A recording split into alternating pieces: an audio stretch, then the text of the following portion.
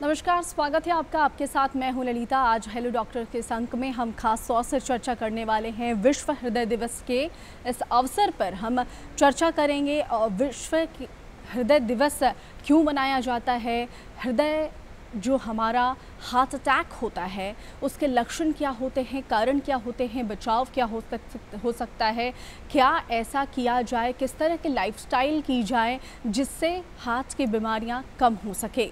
तो आज world heart day पर हमारे साथ चर्चा करने के लिए पटना एम्स के कार्डियक सर्जरी विभाग के विभागाध्यक्ष डॉक्टर संजीव कुमार मौजूद हैं। पहले उनका स्वागत करेंगे। स्वागत है सर आपका। आपका और सभी श्रोताओं का अभिवादन। बिल्कुल, तो जैसा कि हमारे साथ डॉक्टर संजीव कुमार जाने माने कार्डियक सर्जरी विभाग के विभागाध्यक्ष मौजूद हैं, तो उनसे हम चर्चा करेंगे और दिल का ख़ास ख्याल कैसे रखा जा सके इस पर हम विचार विमर्श करेंगे। तो सबसे पहले हम जानेंगे कि आज वर्ल्ड हार्ट डे है, ऐसे में क्या कुछ इस बार संदेश दिए जा रहे हैं। डॉक्टर साहब, इस बार क्या कुछ संदेश दिया जा रहा है वर्ल्ड हार्ट डे के अवसर पर?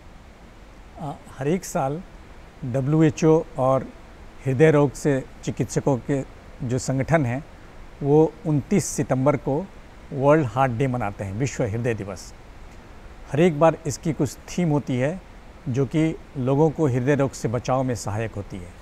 तो इस बार चूँकि टेक्नोलॉजी में काफ़ी प्रगति हुई है और हृदय रोग में ही टेक्नोलॉजी का काफ़ी यूज़ होता है, प्रयोग होता है, तो WHO ने थीम दिया है कि डिजिटल पावर का उपयोग करके हम हार्ट डिजीज़ के प्रसार को, इसके प्रति जागरूकता बढ़ाने को और पूरे विश्व में इसकी समुचित इलाज उपलब्ध कराने के लिए अग्रसर हों, और यही लक्ष्य है इस बार विश्व हार्ट दिवस का। साथ ही साथ ये बताते हैं कि हम टेक्नोलॉजी के द्वारा हार्ट बीट से कार्डियोवैस्कुलर डिजीज़ को बीट करें, यानी कि हराएं इसको। इसलिए इसी तरफ हमारा प्रयास होना चाहिए। बिल्कुल, यानी कि कह सकते हैं कि देश डिजिटल दुनिया की ओर आगे बढ़ रहा है, और ऐसे में हम अपने हार्ट का ख्याल कैसे रख सकते हैं, हार्ट को किस तरह से बचाया जा सके, किस तरह से सिक्योर किया जा सके, इसके लिए अब डिजिटली आगे बढ़ रहा है देश हमारा। लेकिन मैं आपको ये बताना चाहती हूँ कि ये कार्यक्रम फ़ोन इन लाइव है, और ख़ास तौर से आज हमारे साथ डॉक्टर संजीव कुमार मौजूद भी हैं, तो आपके तमाम सवालों के जवाब वो ज़रूर देंगे। आपको अगर किसी तरह की परेशानी है हार्ट से जुड़ी हुई, तो आप हमसे सीधे तौर से पूछ सकते हैं। इसके लिए ज़रूरी है कि आपको मैं टोल फ्री नंबर नोट करवा दूँ। तो टोल फ्री नंबर आप एक बार नोट कर लीजिए हमारा, 1800 3456 171 003456 तो ये टोल फ्री नंबर जो है आपके टीवी स्क्रीन पर फ्लैश भी किए जा रहे हैं। अगर किसी तरह के प्रश्न आपके पास हैं तो आप पूछ सकते हैं। डॉक्टर साहब हमारे साथ मौजूद हैं। डॉक्टर साहब, लोग तो हमें फ़ोन करेंगे ही और वो अपने प्रश्न तो पूछेंगे ही, लेकिन मेरा भी कुछ प्रश्न है। मैं आपसे ये जानना चाहती हूँ कि हार्ट से संबंधित बीमारी, कहा यह जाता है कि हार्ट से संबंधित बीमारी में मौत तक हो जाती है, और उसके कुछ स्टेज होते हैं जो लोगों को पता नहीं चल पाते हैं। तो ऐसे में ये हार्ट से संबंधित बीमारी किस तरह से होती है, क्या कारण है इसके? देखिए, हार्ट की बीमारी जो है वो 3 वर्गों में बांटा जाता है।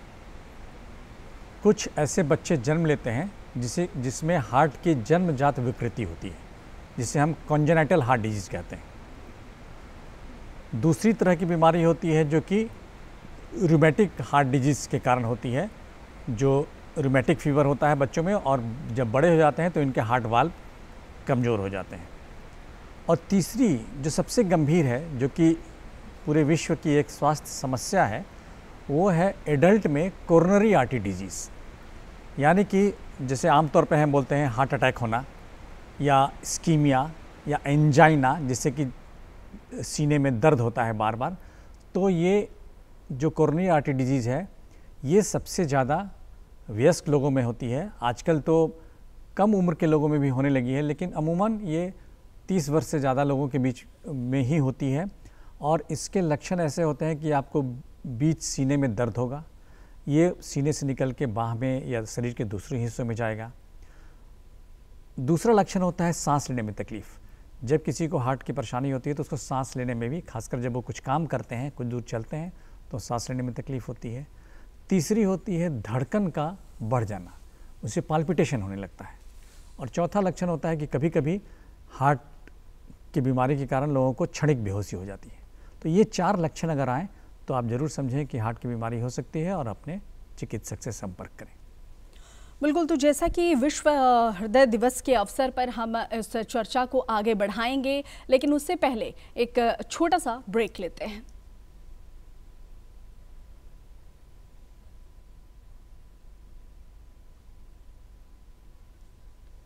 बिल्कुल, तो हमारे साथ कार्डियक सर्जरी विभाग के विभागाध्यक्ष मौजूद हैं डॉक्टर संजीव कुमार। लगातार हम चर्चा भी कर रहे हैं विश्व हृदय दिवस के अवसर पर। वर्ल्ड हार्ट डे देश हमारा मना रहा है। ऐसे में डॉक्टर साहब ने ये भी हमें जानकारी दी है कि किस तरह से डिजिटल तौर से अब देश में इस पर चर्चा की जा रही है और आगे हार्ट बीट का खास ख्याल रखा जा सके, इस पर चर्चा हो रही है।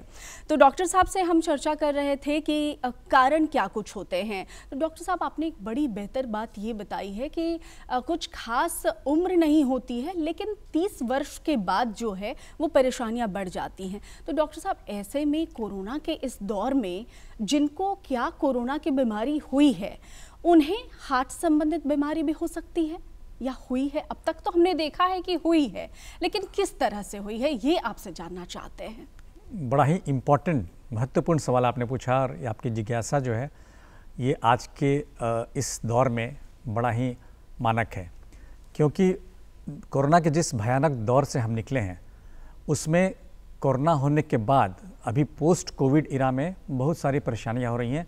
हार्ट डिजीज़ उसमें से एक है। तो कोरोना में हमारी जानकारी अब तक हो चुकी है, सब ये जान रहे हैं कि कोरोना जो है ये एक थ्रोम्बोजेनिक डिजीज़ है।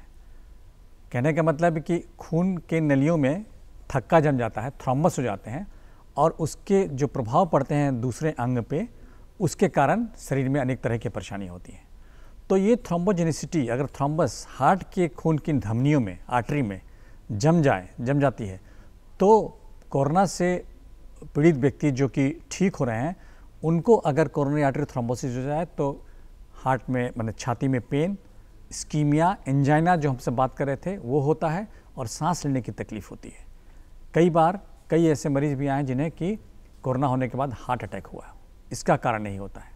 इसलिए हम लोगों को ज़रूर सलाह देते हैं कि जो भी मरीज़ कोरोना से पीड़ित होकर छुट्टी हो जाते हैं या जिन्होंने घर पर ही इलाज किया है, तो जो खून पतला करने की दवा है, एंटी थ्रोम्बोटिक एजेंट्स जो हैं, जैसे कि आमतौर पे इकोस्प्रिन खाते हैं हम लोग, या फिर जो न्यूअर एंटीकोगुलेंट्स आए हैं, एपिक्साबेन या रेवरोक्साबेन, ये ज़रूर 1 महीने तक लोगों को खाना चाहिए, जिससे कि खून में थक्का जमने की प्रवृत्ति कम हो जाएगी और हार्ट डिजीज़ नहीं होगी।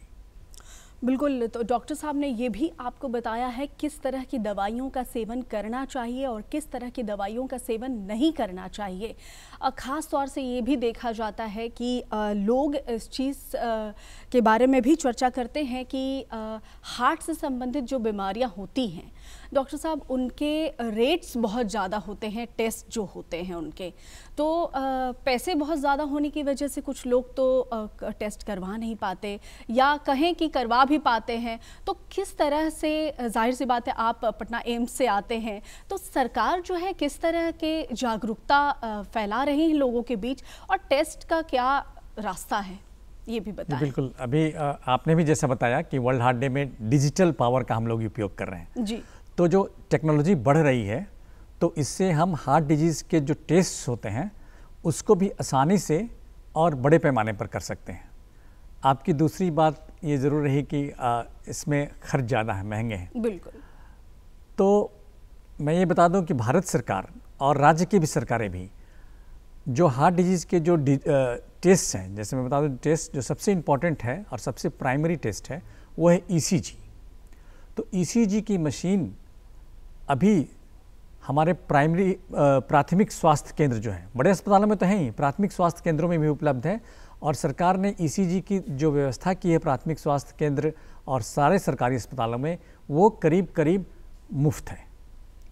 और अगर कभी पैसे लगते भी हैं किसी किसी जगह पे तो 5 रुपये या 10 रुपये ऐसे लगते हैं। बिल्कुल डॉक्टर साहब, आपको मैं रोकना चाहूँगी, इसी सवाल के साथ हम दोबारा लौटेंगे। फिलहाल वक्त एक छोटे से ब्रेक का है। ब्रेक के बाद एक बार फिर से आपका स्वागत है और हमारे साथ पटना एम्स के कार्डियक सर्जरी विभाग के विभागाध्यक्ष डॉक्टर संजीव कुमार मौजूद हैं, जो कि तमाम सवालों के जवाब आपके देंगे हार्ट से जुड़े हुए। अब ज़रूरी है कि आप हमें फ़ोन करें और संबंधित प्रश्न पूछें, तो उसके लिए एक बार फिर से आपको टोल फ्री नंबर नोट करवा देती हूँ, 1800-3456-171। डॉक्टर साहब, जैसा कि हम चर्चा कर रहे थे इस विषय पर कि किस तरह के टेस्ट करवाने चाहिए, टेस्ट महंगे होते हैं, इस सवाल को हम लेंगे, लेकिन एक हमारे साथ कॉलर जुड़े हुए हैं, उनका प्रश्न पहले ले लेते हैं।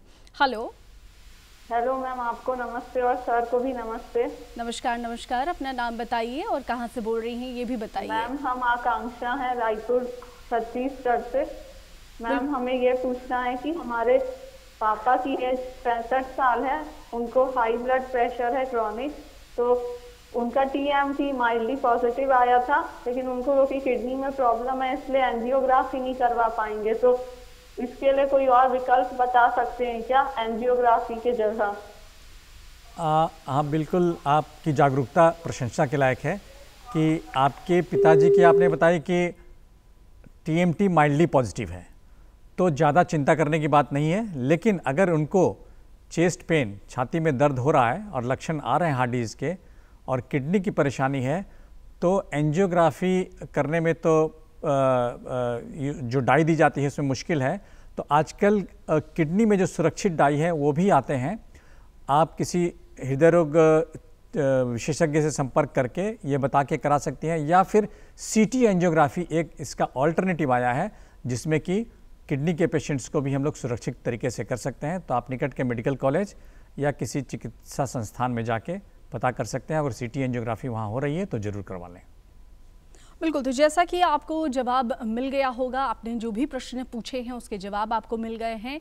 और मैं ये कहना चाहती हूँ कि अगर आपके मन में किसी तरह के प्रश्न उठ रहे हैं, किसी तरह की परेशानी से आप दो चार हो रहे हैं, तो ये ही वक्त है जब हमारे साथ डॉक्टर संजीव कुमार जाने माने चिकित्सक मौजूद हैं और विश्व हृदय दिवस के अवसर पर हम चर्चा भी कर रहे हैं, अपने हाथ को किस प्रकार सुरक्षित रख सकते हैं इस पर चर्चा कर रहे हैं, तो आप भी प्रश्न पूछ सकते हैं। एक कॉलर हमारे साथ है, उनका प्रश्न लेते हैं। हेलो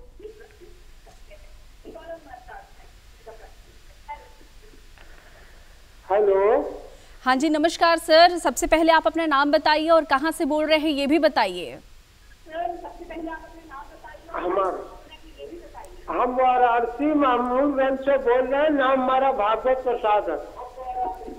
सर, मैं आपसे ये दरख्वास्त करना चाहूँगी कि आप अपने टीवी का वॉल्यूम पहले कम कर लीजिए। अगर आप अपने टीवी का वॉल्यूम कम कर लेंगे तो आप जो प्रश्न पूछेंगे, डॉक्टर साहब जो जवाब देंगे, आप उसको अच्छे से सुन पाएंगे। प्रश्न पूछिए सर।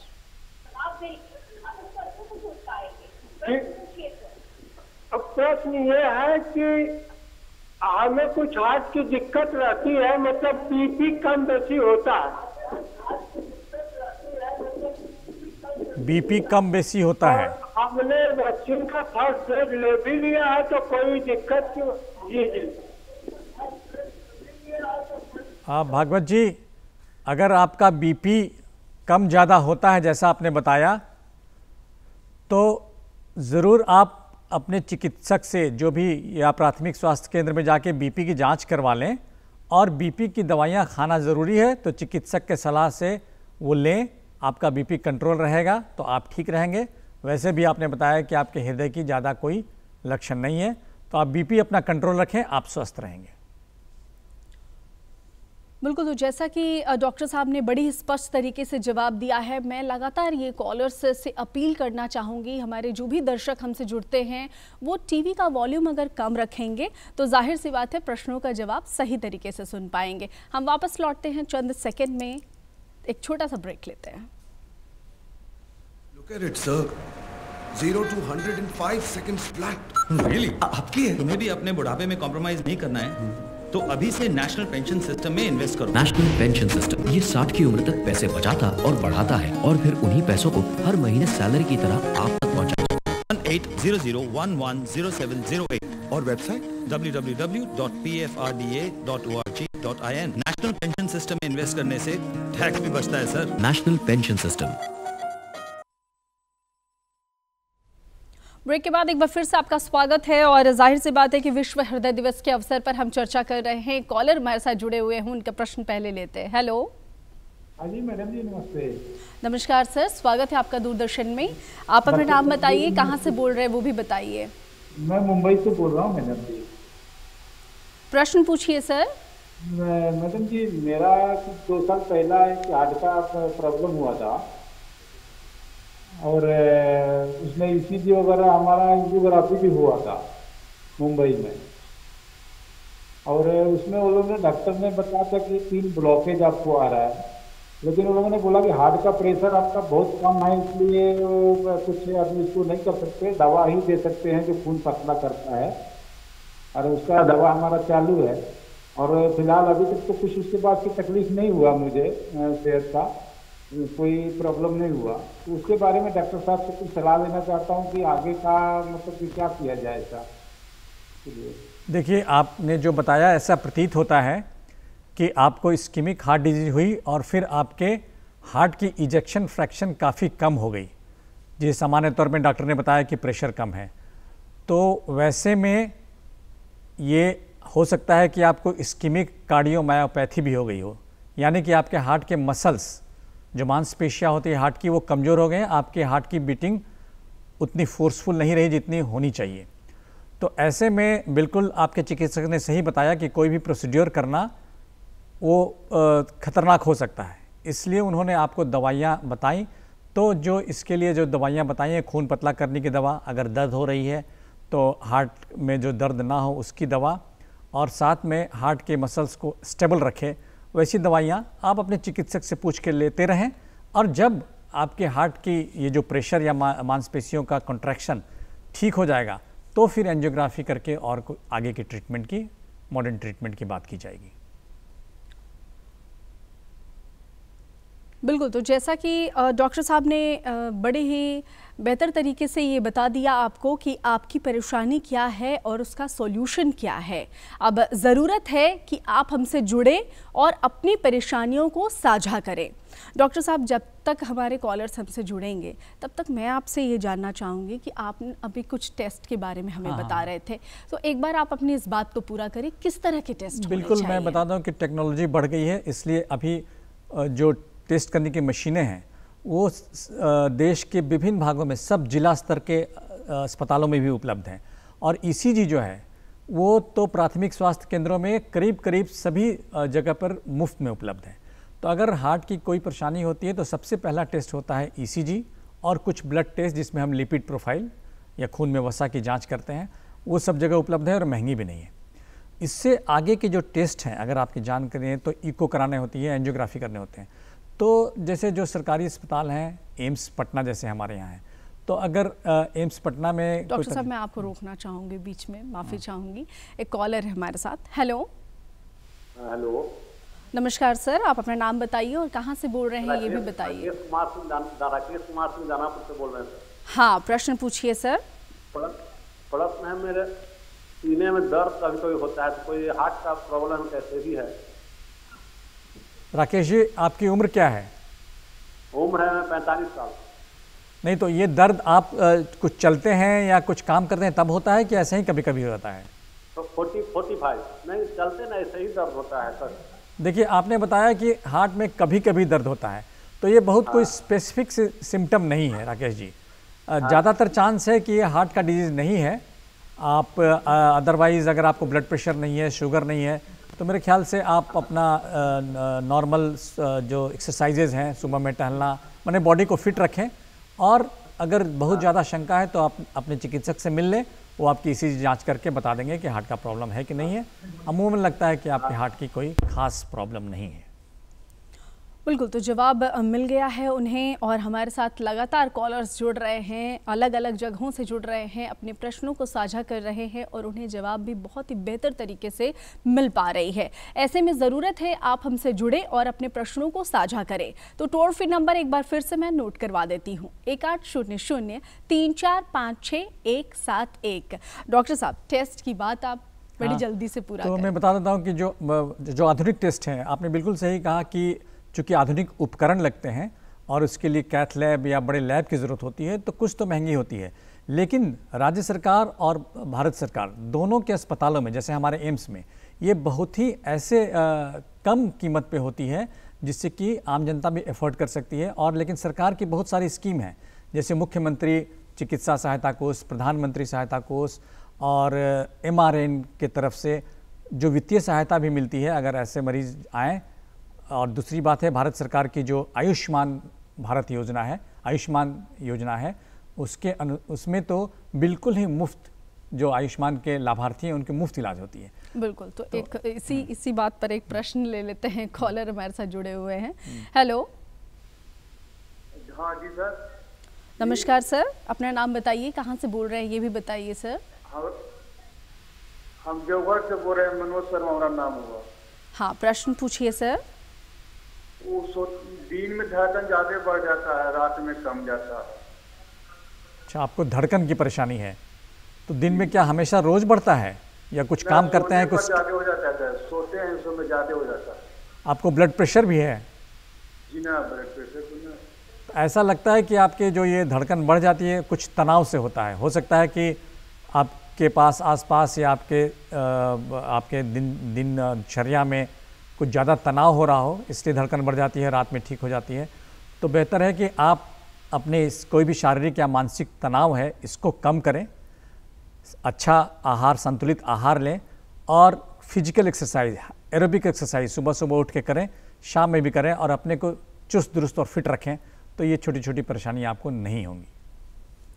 बिल्कुल, तो जैसा कि डॉक्टर साहब ने आपको आपके सवाल का जवाब दे दिया है और ऐसे में ज़रूरत है आपको हमसे संपर्क करने की, आप जुड़े हमसे और जो भी आपके मन में प्रश्न उठ रहे हैं उसे आप साझा करें। डॉक्टर साहब, आपने टेस्ट की बात बताई है, तो ऐसे में मैं आपसे ये जानना चाहूँगी कि कोई ख़ास उम्र है क्या जिसमें इस तरह के टेस्ट करवाने चाहिए, या छोटे बच्चों को भी हार्ट से संबंधित बीमारियाँ हो सकती है?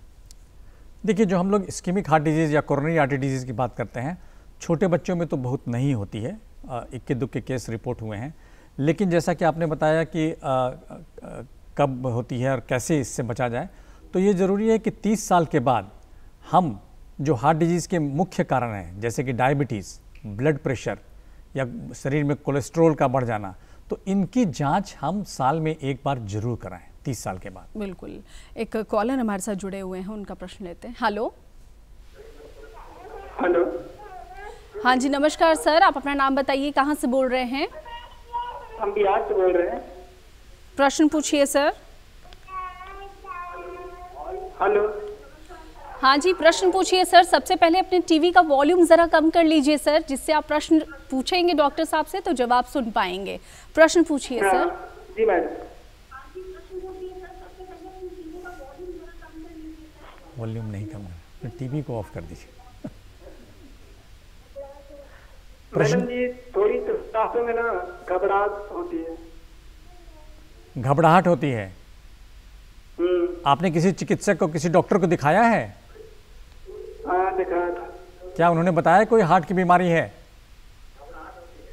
जी जी। क्या, किस तरह की बीमारी है आपको?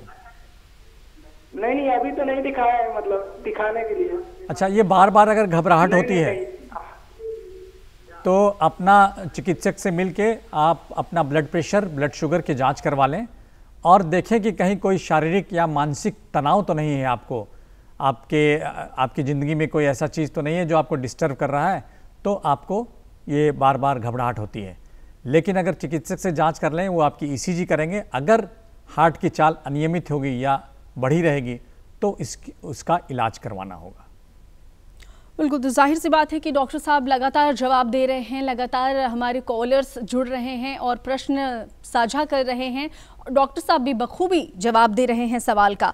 ऐसे में डॉक्टर साहब, अभी मेरा प्रश्न ये था आपसे कि क्या बच्चों में भी इस तरह की हार्ट की परेशानियां देखी जा सकती हैं?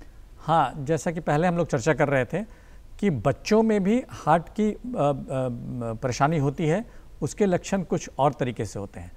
एक जो होती है जन्मजात, जो बच्चे पैदाइशी से ही उनके हार्ट की संरचना में कुछ गड़बड़ी होती है, तो माता पिता को ये समझना बहुत ज़रूरी है कि बच्चे का कैसा व्यवहार हो तो उन्हें शक हो कि हार्ट की बीमारी हो सकती है और वो अपने पीडियाट्रिशियन या हार्ट स्पेशलिस्ट से मिलें। जी। तो ऐसे बच्चे जिनको कि हार्ट में छेद होता है, ये बहुत कॉमन है, लोग सुनते हैं कि हार्ट में छेद हो गया। जी। छेद कई प्रकार के होते हैं, तो अगर हार्ट में छेद हो जाएगी या उनकी बनावट में कुछ विकृति आएगी, खून का प्रवाह सही रास्ते से नहीं हो कि उलट के रास्ते से हो, तो ऐसे में बच्चे ज़्यादा रोते हैं, दूध पीने में ज़्यादा सफल नहीं होते हैं। अगर दूध पीने लगते हैं तो उनके माथे पर पसीना आ जाएगा, या कई बार दूध पीते हैं या रोते हैं तो उनके होठ या नाक या उंगलियां वो नीला ब्लू रंग का होने लगता है। तो ये द्योतक है, ये दिखाता है कि हार्ट डिजीज हो सकता है। या फिर उनकी सांस बहुत ज़्यादा, जैसे गांव देहात में हम लोग बोलते हैं, देहाती क्षेत्र में, कि सांस उल्टा चलने लगता है। तो अगर ऐसे लक्षण आए तो माँ बाप को जरूर डॉक्टर से संपर्क करना चाहिए, क्योंकि ये हार्ट डिजीज़ की तरफ इशारा करते हैं। बिल्कुल डॉक्टर साहब, आपने ये तो बता दिया कि बच्चों के बारे में किस तरह के लक्षण देखने को मिल सकते हैं। अगर आम लोगों की बात करें तो आजकल लाइफस्टाइल जो है वो काफ़ी प्रभावित हुआ है। लोगों का लाइफस्टाइल एक अलग ही तरीके का है, तो किस तरह के लाइफस्टाइल होने चाहिए जिससे हम हार्ट अटैक को भी और साथ में अपने हार्ट को भी सुरक्षित रख पाएँ? सबसे इम्पॉर्टेंट है अवेयरनेस, जागरूकता। क्योंकि कई बार होता है, अभी हम लोग बात कर रहे हैं कि डिजिटल पावर की, डिजिटल पावर को, टेक्नोलॉजी को हम ट्रीटमेंट में इन्वॉल्व कर रहे हैं कि जिससे हम ज़्यादा से ज़्यादा सटीक तरीके से इलाज कर सकें। और ये डिजिटल पावर या टेक्नोलॉजी है जो हमारी लाइफस्टाइल को प्रभावित कर रही है। आजकल के युवा जो हैं स्ट्रेस में तो हैं ही, क्योंकि अपनी कैरियर की चिंता होती है, ज़िंदगी में आगे बढ़ने की होड़ होती है, और इस होड़ में वो जाने अनजाने तनाव के शिकार हो जाते हैं। कई बार काम करने में या पढ़ाई में, क्योंकि ज़्यादातर आजकल ऑनलाइन पढ़ाई होती है या कंप्यूटर पे काम करते हैं, तो समय का भी पता नहीं चलता है। खान पान में भी उनके जो उसके खान पान के जो सही तरीका है, नियमित तरीका है, उससे वो चूक जाते हैं। बिल्कुल, यानी कि जाहिर सी बात है डॉक्टर साहब ये बताना चाह रहे हैं कि आप अपने लाइफस्टाइल में बदलाव कीजिए और सही लाइफस्टाइल का चुनाव कीजिए जिससे आप अपने हार्ट को सुरक्षित रख सकते हैं। डॉक्टर साहब, आज वर्ल्ड हार्ट डे है और ऐसे मौके पर आप हमारे स्टूडियो में आए और लोगों से इतनी सारी बातचीत भी की और तमाम सवालों के जवाब भी दिए और बड़ी बेहतर तरीके से दिए। इसके लिए आपका बहुत बहुत शुक्रिया। बहुत शुक्रिया, आप सबों का बहुत बहुत शुक्रिया।